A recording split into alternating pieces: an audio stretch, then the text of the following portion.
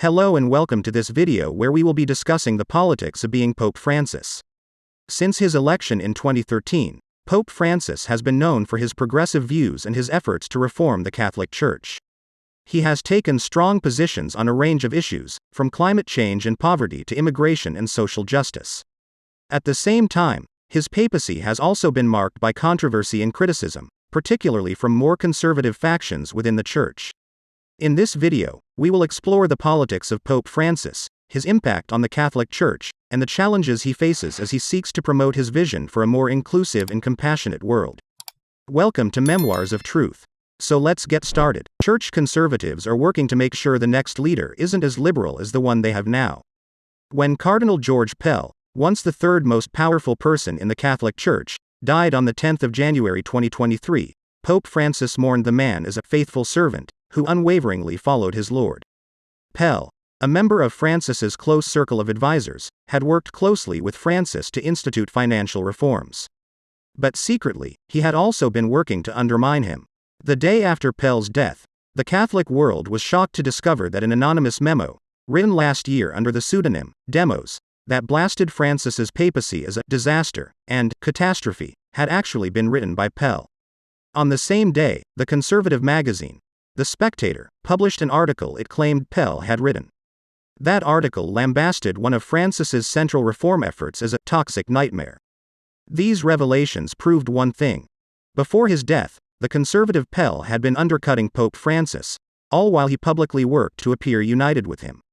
And Pell wasn't alone in making moves against Francis and his allies.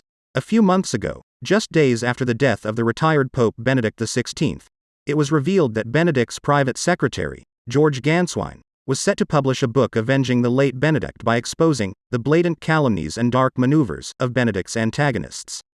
Despite the fact that Ganswein is still the prefect of the papal household, meaning he works directly for Francis, his recent interviews and leaked passages from the book indicate he means to come out swinging against Pope Francis. Vatican experts say this is highly unusual. That kind of internal opposition against the Pope from a vocal minority of cardinals. I hadn't seen that kind of thing under John Paul II or Benedict XVI, said Kurt Martens, a professor of canon law at the Catholic University. There's a lot of hatred and misunderstanding.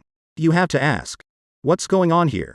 Francis's supporters will tell you the reason this is happening is that the Pope is magnanimous with his conservative critics, and that those conservatives are growing even more emboldened following the death of Benedict, a conservative who nevertheless urged displays of unity. Francis's opponents will tell you he is dealing with an increasingly vocal and agitated faction of conservatives because he is sowing an unprecedented amount of confusion in the Church, and that desperate times call for desperate measures.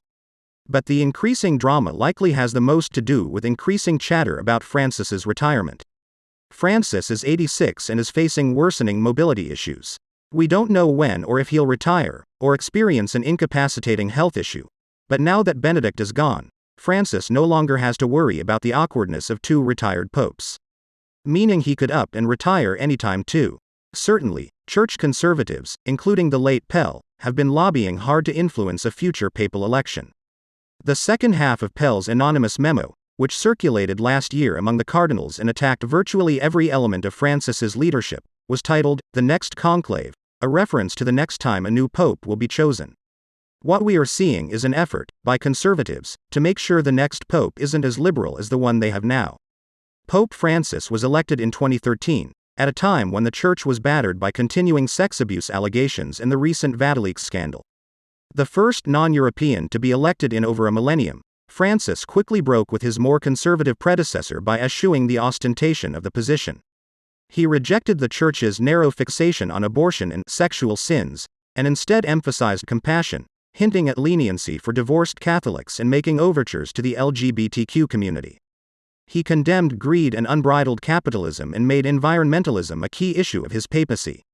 But more than any of these theological stances, experts say, it's his philosophical approach to the Church itself that he hopes will be his legacy.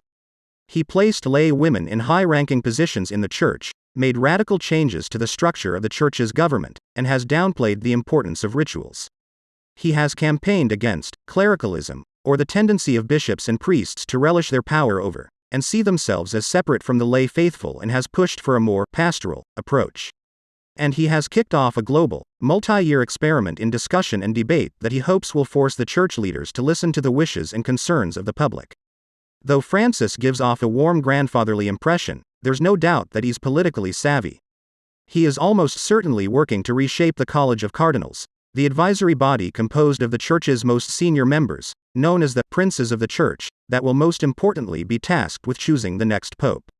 And he has shown himself willing to shake up the rules. One of the most visible ways he has done that is by elevating cardinals from all over the globe in an effort that helps diversify the Church outside of Europe.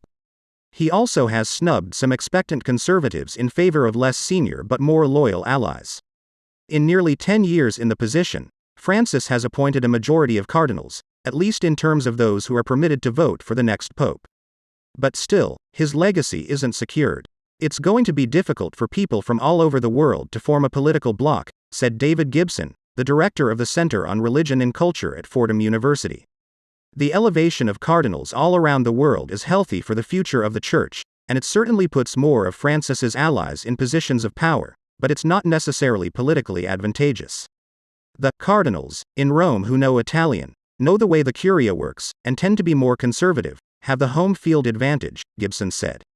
Making things more tenuous, according to Ulrich Lehner, a theology professor at the University of Notre Dame, Francis has rejected the typical practice of using the College of Cardinals as an advisory board in favor of consulting a small circle of trusted advisors. This has a fatal consequence, Lehner wrote in an email. The cardinals do not know each other, cannot establish relationships, and consequently also cannot learn how to trust each other. Unless rectified, this sets a future conclave on a very unhealthy footing. He added, it makes it more vulnerable to manipulation. To elect a new pope, 2/3 of the voting members of the College of Cardinals, they must be under the age of 80 to vote, have to agree on a candidate. According to tradition, that candidate will come from among their number. In principle, it could be any male Catholic. In the weeks after a pope's retirement or death, these cardinals will debate and strategize and form factions with one another while sealed away in the Sistine Chapel. It's crucial, then, for any pope looking to ensure a legacy to stock the College of Cardinals with allies. Francis is doing exactly that, though it's complicated.